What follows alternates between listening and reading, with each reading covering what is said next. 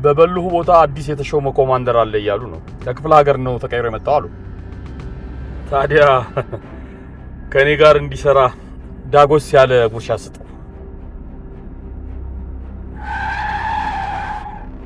ምን እያረክ ነው? ቀስ እያልክ እንዳንጃ አንተ።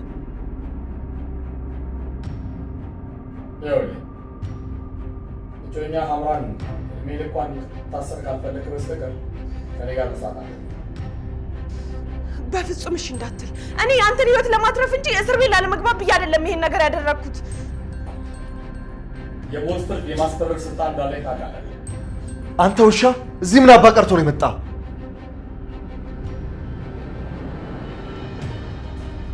በመጨረሻም ናሆም የሚባለውን ልጅ አገኘው።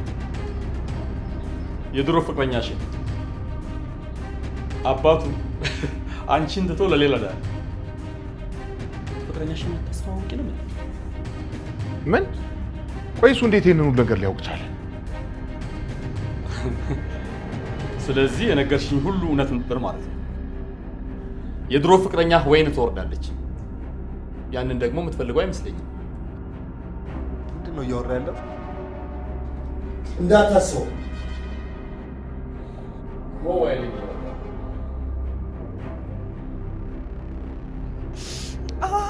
አይሆንም።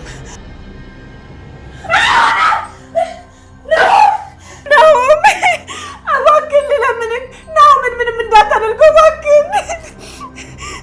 ናሆም እባክህን ንቃ።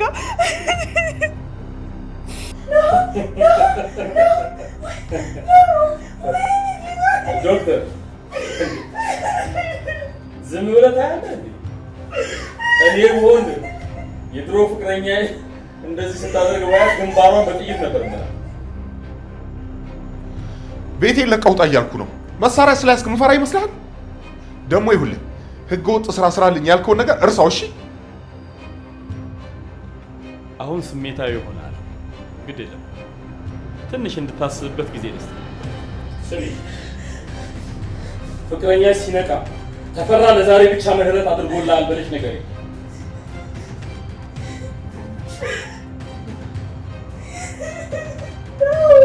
አምራን ናሆም ቀድሞውኑ አታድርጊ፣ መንገዱ እጅግ አደገኛ ነው እያለ የሰጣትን ጠንካራ ማስጠንቀቂያ ችላ ብላ በራስ መተማመን ተነስታ ወደ ተፈራ ቤት ተመልሳ በመግባቷ ምክንያት ነገሮችን ሁሉ ከቁጥጥር ውጭ እንዲሆኑ አድርጋቸዋለች። ተፈራን ለመሰለልና ሚስጥሮቹን አውጥቶ ለማጋለጥ የጀመረችው እርምጃ በራሷ ላይ ብቻ ሳይሆን ምንም የማያውቀውን ፋኑኤልንም ጭምር አደጋ ውስጥ ከቶታል። ተፈራ አምራንን ለማስገደድ የያዘውን አሰቃቂ ዘዴ በመቀየር አምራን ከልቧ በምትወደውና ለመጋባትም ቀን ቆርጦ በነበረው በፋኑኤል ሕይወት በማስፈራራት የሰው ነፍስ እንድታጠፋ ያስጨንቃታል። አምራን ራሷን ለማዳን ሳይሆን እጮኛዋ የሆነውና በጣም የምትወደው የዶክተር ፋኑኤልን ሕይወት ለማዳን ስትል ሌላ ንጹህ ሕይወት ለማጥፋት ትገደዳለች። አምራን ከዚሁ ጥንቅጥ የምታመልጥበት አማራጭ ስላልነበራት መሳሪያውን አንስታ በንጹህ ልጅ ላይ ትተኩስባታለች። የተመታችው ወጣት ልጅም ሕይወቷ በቦታው ላይ ወዲያውኑ ያልፋል። በዚህ እጅግ አሰቃቂና ልብ በሚሰብር ድርጊት አምራን በግፈኛው ተፈራ አስገዳጅ ግፊት በገዛ እጇ የንጹህ ሰው ደም እንድታፈስ ሆነች። አምራን በግፈኛው ተፈራ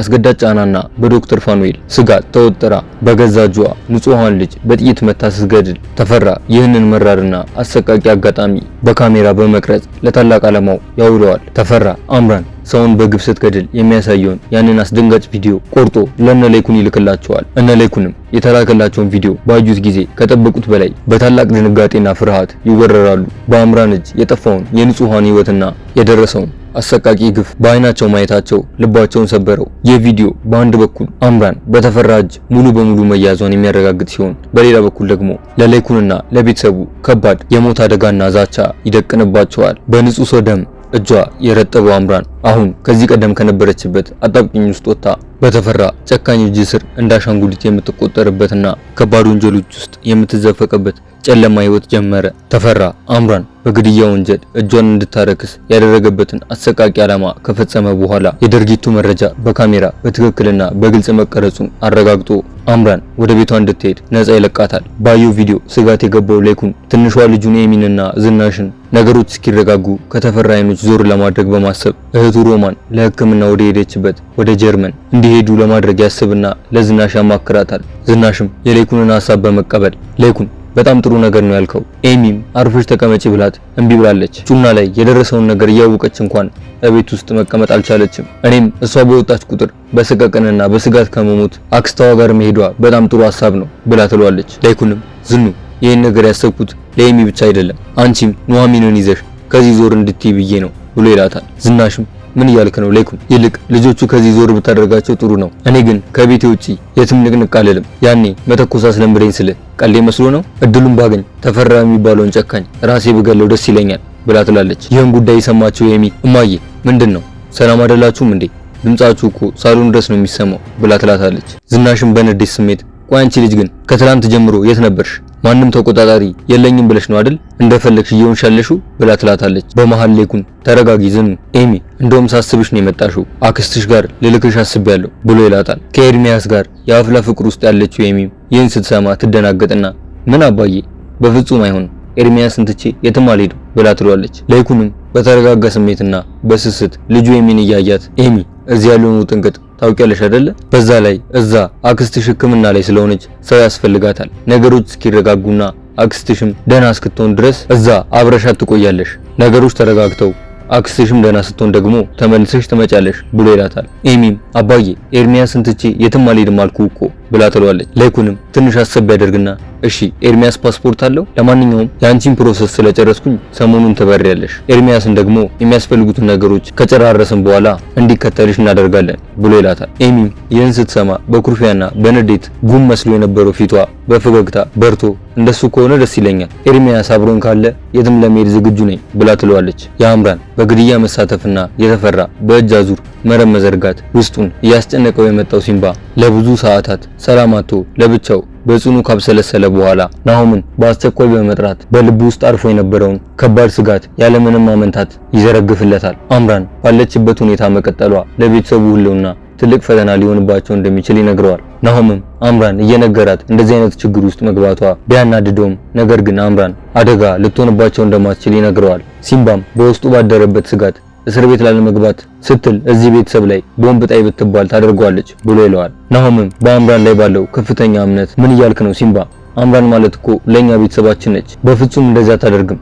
በዛ ላይ እዚህ ሁሉ ችግር ውስጥ የገባችው ለኛ ብላ እኮ ነው ብሎ ይለዋል። ሲምባም ባደረበት ከፍተኛ ስጋትና ፍርሃት ምክንያት ምን ማድረግና ምን ማሰብ እንዳለበት ግራ እየገባው ብቻ ውስጤን ጥሩ ስሜት እየተሰማኝ አይደለም ብሎ ይለዋል። ናሆምም አታስብ ሲምባ፣ አምራንኛ ላይ ምንም ነገር አታደርግም፣ ይልቅ እሷን ከዚህ ጉድ ውስጥ እንዴት ማውጣት እንዳለብን ማሰብ አለብን ብሎ ይለዋል። ሲምባም ትንሽ ካሰበ በኋላ ልክ ነው ለኛ ብላ ቢሆንም እዚህ ነገር ውስጥ የገባችው አሁን ግን የተፈራው ጥመድ ውስጥ ወድቃለች። በያዘባት የቪዲዮ ማስረጃ ደግሞ እንደፈለገ ስለሚያደርጋት ከዚህ በኋላ ባሉት እርምጃዎች ላይ ከፍተኛ ጥንቃቄ ማድረግ አለብን ብሎ ይለዋል። አምራን ከተፈራ ቤት በአካል ነጻ ትውጣ እንጂ የህሊና እስረኛ ሆና ጸጸቱ ሸክም ሆኖባት በየመንገዱ በእንባ እየታጠበችና እየተንገዳገደች ቤቷ ትደርሳለች። ቤቷ እንደገባችም የምታፈቅረው ዶክተር ፋኑኤል ከፊት ለፊቷ ተቀመጠ። አምራን በድንጋጤ በውሸት ሰንሰለትና በከባድ የጥፋተኝነት ስሜት ተውጣ አንገቷን ደፍታ በተፈራ ቤት ውስጥ የተፈጸመውን አሰቃቂ ግፍና በግድ የንጹህ ሰው ነፍስ ላይ እንድትተኩስ መደረጓና የሁሉ ድርጊት ደግሞ በቪዲዮ ተቀርጾ ለነለይኩን ጭምር መላኩን በእንባና በጭንቀት እየተንከተከተች ትነግረዋለች። የሰማውን ነገር ማመን የከበደው ፋኑኤል እንዴት እንደዚህ ታደርጊያለሽ አምራን? እንዴት ለኔ ሳትነግሪኝ እዛ ሰውዬ ቤት ትሄጃለሽ ብሎ ይላታል። አምራንም በጸጸት አንገቷን ደፍታ ቤተሰቦቼን ለመከላከል ነው እዚህ ነገር ውስጥ የገባሁት፣ ደግሞ ለአንተ ብነግርህ ትከለክለኛለህ ብዬ ስላሰብኩ ነው ያልነገርኩ ብላ ትለዋለች። የአምራንና የዶክተር ፋኑኤል ጭንቀት ሳይበርድ አረመኔና ጨካኙ ተፈራ ያለምንም አንዳች ፍርሃት ድንገት የቤታቸውን ደጃፍ ጥሶ ዘቡ ብሎ ይገባና የቆሸሸ ፈገግታውን እያሳየ በስላቅ ድምጽ ሰላም ለዚህ ቤት፣ ይቅርታ በሩን ሳላንኳኳ ገባው በማለት ያፌዛል። ፈጽሞ ያልጠበቀችውና ያላሰበችው ነገር በመከሰቱ ያሳለፈችውን የህሊና ስብራትና ፍርሃት በቅስበት ወደ አስደንጋጭ ቁጣ የቀየረችው አምራን በቁጣና በድንጋጤ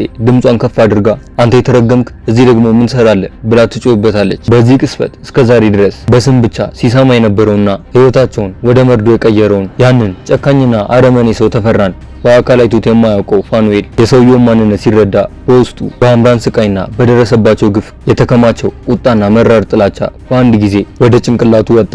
ፋኑኤል ራሱን መቆጣጠር አቅቶት ተፈራን በአካል ሲያየው ያንን ክፉ ሰው ለመደምሰስና ለማጥፋት በፍጥነት ወደሱ ይጠጋና አንቆ ይዞ በቡጢ ይለዋል። በዚህ መሃል አምራን ፋኑኤልን ጎትታ ከተፈራ አንገት ላይ ታላቀቀዋለች። ፋኑኤል ተፈራን ለማጥቃት እንደዚህ ባለመልኩ ሲሞክር ተፈራ ግን ምንም ሳይደነግጥ ይልቁንም በንቀትና በፌዝ የተሞላውን ቀዝቃዛ ፈገግታውን እያሳየ ማከም ብቻ መስሎ ነበር።